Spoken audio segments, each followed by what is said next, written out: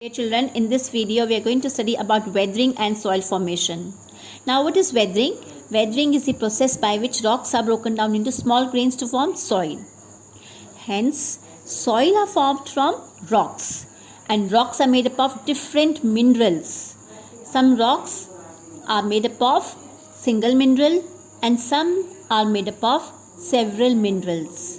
And these minerals in the rocks are held tightly by a cement-like mineral called matrix, M-A-T-R-I-X. This matrix holds the mineral in the rock and makes it hard, right? Now, next is soil. Now, when you touch the soil, you'll find that sometimes the soil is smooth and sometimes it is rough. So, this is called the texture of the soil. The texture of the soil depends on the type of rock and its sediments. Sediments are the materials deposited by a river. Right? Now, one more thing to learn in this chapter is that there are many changes occurring on the earth. Some changes occur on the surface of the earth and many changes do occur beneath the surface of the earth. So, the two things are responsible for causing such changes. They are nature and humans. Okay. The changes which occur beneath the surface of the earth may be due to folding or faulting in the layer of rocks by earthquakes or volcanic activities. Okay, though it's a slow process, but they are carried on by these three things: weathering, erosion and human activities. Okay, they play a major role in modifying the earth's surface. Now, as we speak about the modification of earth's surface, now how it is modified, how are the changes occurring on the surface of the earth? You'll find that the earth is leveled gradually. When the surface of the earth is leveled gradually, that means that it may be leveled through erosion, transportation or deposition of sediments. Then it is called gradation. Okay, so you'll find the earth's surface is leveled, that is the difference in heights of landforms gets leveled. Okay, and this gradation occurs due to the running water. It's running water, moving ice, wind, and sea waves are all agents of gradation. So all these are agents of gradation. That gradation means leveling up of land. Now all these help in either weathering, erosion or deposition. Then children, gradation is of two types. One is degradation and one is aggradation. Sometimes the land surface may be reduced. The heights of highlands are reduced by breaking and carrying away of rock segments. Then it is called degradation. There is a depression that occurs on the surface of the earth. That means the wearing down of rock by disintegration. Disintegration means when the rocks breaks into pieces.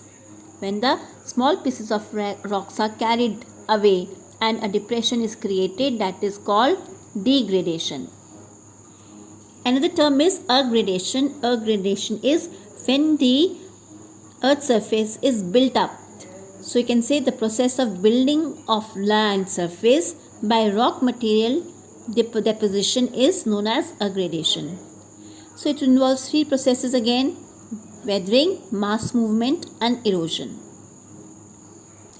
Here on this page it is explained that what a rock is. A rock is a relatively hard, naturally occurring mineral material, as I told you when we began this chapter. Now, rocks are of three types: igneous, sedimentary and metamorphic. Now, how are igneous rocks formed? Igneous rocks are formed by the consolidation of magma on the surface of the earth. Okay, so what happens? Magma, when reaches to the surface, it is called lava, and this lava forms the volcanic rocks. Okay, and the two examples of this are granite and basalt. Then sedimentary rocks. Sedimentary rocks are those rocks which are formed from weathering, erosion and deposition and compaction of rock material through agents like wind, water, ice, chemical, precipitation, etc. Examples are sandstone and limestone. Now, weathering is breakdown of rocks.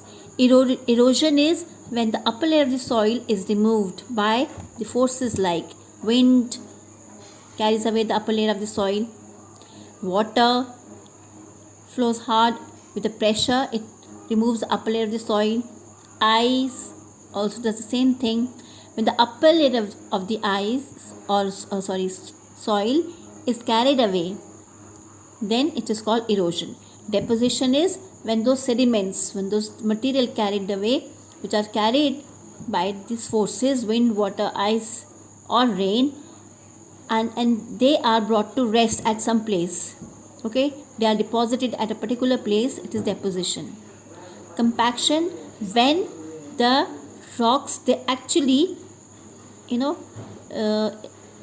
expand and compact, they come together, and that time what happens, the rock with that contraction and expansion, they break, right? So these are two examples of rocks which are formed in such a way, sandstone and limestone. Then we have metamorphic rocks. Metamorphic rocks are those rocks which undergo changes due to pressure and temperature. Okay, there's a change which occurs on the rocks. Now, two examples are given over here: marble, slate and gneiss. This is an example of metamorphic rocks. Due to pressure and temperature, the rocks have changed in such a way, such a rock is formed, and it's called metamorphic rock. Then what is the difference between weathering and erosion? Now, the major differences have been mentioned in this table. You'll find that in weathering there is a breakdown of rocks as well as decomposition of rocks without any transportation, right? Whereas in erosion you'll find that the soil, the upper layer of the soil is loosened and then carried away. The rocks pieces, the remains of the rocks are moved from one place to another by the moving agent like wind, water, rain, etc. Second thing is that weathering helps in erosion by weakening and breaking the rocks, whereas in erosion helps in weathering by removing the upper cover of the soil and the loose layer of the soil and exposing the rocks to the weather for weathering. Next is when the production of rock waste is static, that means the rock waste does not move from its place, is stationary, then it's called weathering. Whereas in erosion you'll find the rocks are transported, okay, from one place to another. The rock waste are transported from one place to another. Next is weathering includes only breaking of rock, but in erosion it is both breaking of rock and transportation. Next is, this we have already learned, that weathering is a static process, whereas erosion is a dynamic process. Okay, and weathering can take place without erosion, but erosion is possible without previous weathering. Okay, over here just read very carefully. Weathering can take place without subsequent erosion, but erosion is possible without previous weathering.